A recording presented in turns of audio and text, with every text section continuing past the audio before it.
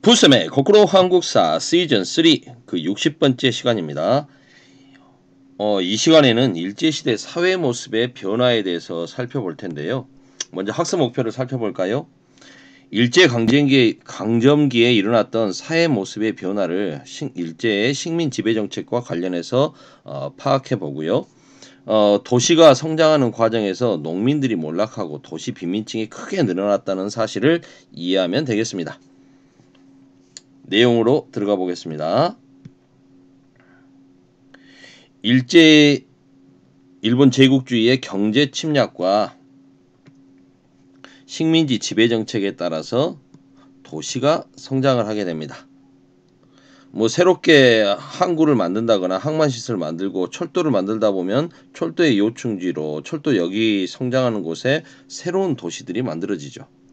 그 대표적인 게 어디가 있겠습니까?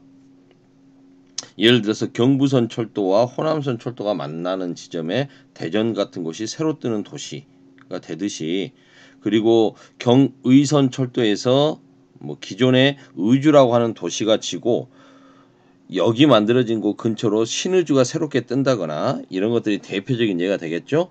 항만 건설에 따라서 만들어지는 곳은 이제 부산 항 같은 경우에가 가장 대표적인 경우가 될 수 있겠고요. 그리고 북부지방 도시에서는 이제 그 원산이라든가, 원산은 원래 전통적인 도시긴 했습니다만 새롭게 만들어지는 도시들이 있죠. 북부지방의 공업도시로 성장을 하면서 일본으로 수출이 용이한 바닷가에 만들어지는 것들, 함흥이라든가 청진, 이런 곳들이 새롭게 떠오르는 북부지방의 공업도시가 되겠습니다. 이렇게 새로운 도시가 만들어지면 그 지역에 이제 새로운 시가지가 형성이 되겠죠. 그 새로운 시가지는 자연스럽게 일본인들이 중심 상권을 차지할 것입니다.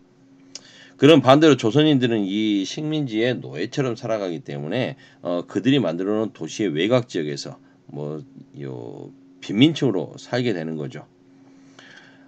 그들은 토막집을 짓고 산다고 해서 토막민이라고 많이 불렀는데요. 그들이 사는 집이 이제 토막에서 토막집이죠. 사진들 이렇게 인터넷 같은 데 찾아보시거나 보면은 참 비참합니다.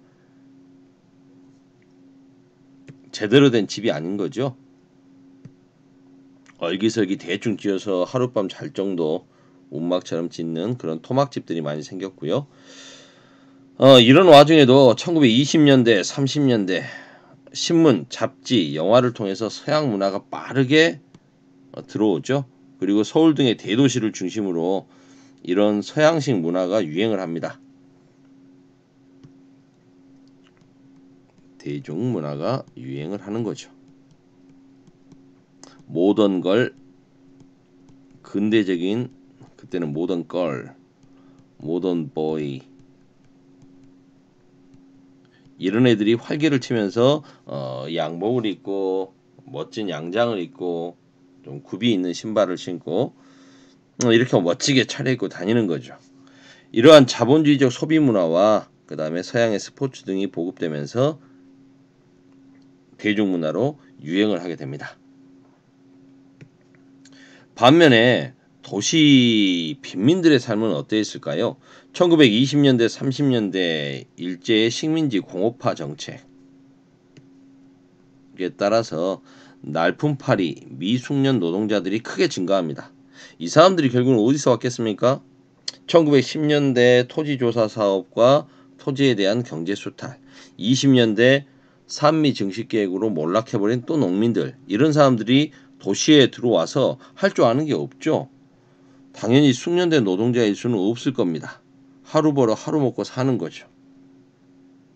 이런 공장 노동자들은 당연히 미숙련공이기 때문에 또 조선인이기 때문에 임금도 쌉니다. 이런 단순 노동자들은 도시에 사는 빈민일 수밖에 없겠죠. 이렇게 해서 도시 빈민이 크게 늘어납니다.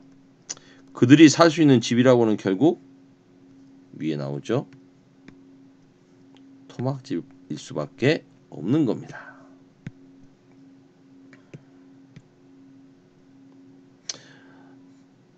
문화적인 혜택에서는 당근, 소외돼 있을 수밖에 없고요. 토지조사 사업과 산미 증식 계획으로 몰락했던 농민들, 그리고 그들의 땅은 일본의 토지 회사, 동양척식 주식회사 같은 거죠. 그리고 소수의 친일 조선인 지주 또는 일본인 지주에게 집중될 수밖에 없습니다. 자기가 가지고 있던 땅, 그리고 좀 부족한 부분은 소작 붙여서 먹고 있던 땅, 이런 부분들을 갖고 농사짓던 자작농이나 자소작농은 줄어들고 대부분이 이제 소작농으로 전락하고 말죠. 결국 이 소작농들은 화전민이 되거나 도시 빈민을 형성하고 더 나아가서는 만주나 연해주, 일본 등지로 이주하죠. 이렇게 해서 일제강점기에 국외로 빠져나가는 사람들을 가리켜서 한국인, 조선인의 디아스포라가 진행되었다라고 하는 겁니다. 오른쪽을 잠깐 볼까요? 디아스포라라고 하는 것은 자신들이 원래 살고 있던 본거지에서 쫓겨나거나 또는 기약 없이 떠나가야만 했던 사람들을 그런 상황을 의미합니다. 조선 후기에 시작된 한국인들의 국외 이주, 조선 후기에는 주로 간도 지역에 개척을 하기 위해서 갔던 사람들이죠. 그래서 간도 지방에 가서 정착을 하는 사람들. 이때 시작이 됐지만 일제강점기에 더욱더 확산됩니다.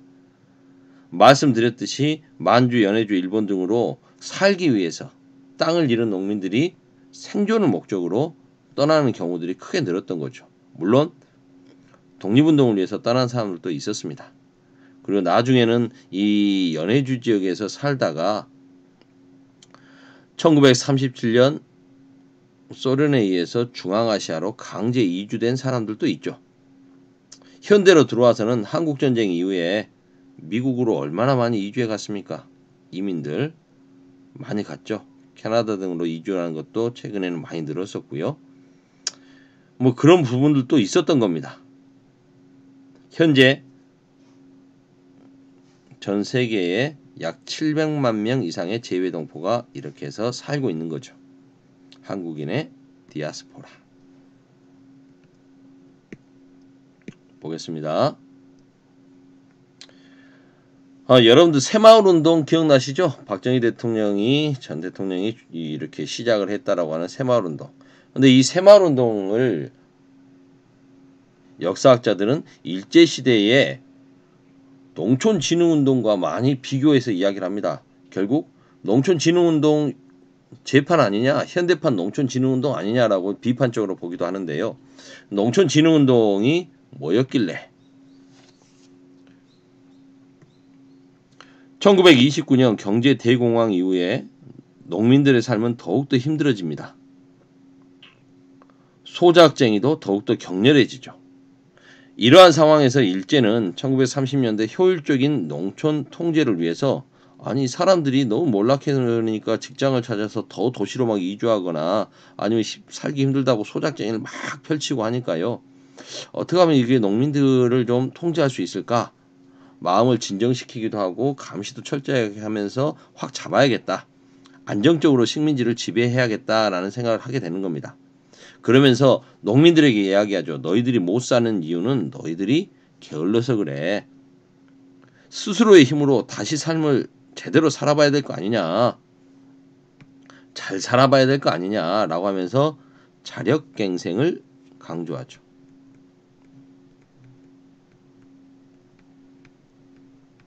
농민들이 못 살게 된 데는 여러 가지 배경이 있는데 그 모든 것을 농민 탓으로 돌려버립니다. 그러면서 정신력으로 극복하라고 하는 거죠. 예전에 한국 축구가 세계적으로 잘 뜨지 못했을 때 그때 많이 했던 말이 한국 축구 정신력이 문제다. 뭐 이런 이야기를 많이 했었습니다. 안 되더라도 정신력만 있으면 할 수 있다. 성공할 수 있다. 이런 이야기였는데요. 정신만 가지고 되겠습니까?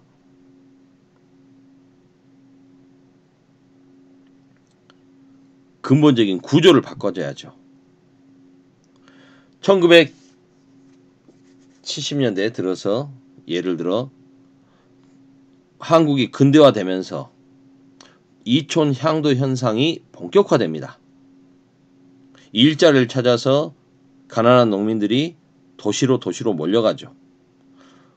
그때 여러분들 농민들 제대로 다시 살아보려면, 부자가 되려면 스스로 삶을 개척해야 됩니다. 게으르면 안 됩니다. 근면 부지런해야 됩니다. 스스로 도와줍시다. 자조 협동합시다. 근면 자조 협동, 이게 새마을운동 아니었습니까? 잘 살아보세.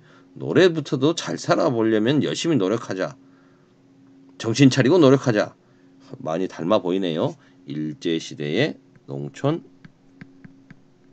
진흥 운동과 새마을운동이 많이 닮아 보입니까? 좋습니다. 오늘은 여기까지 진행할게요.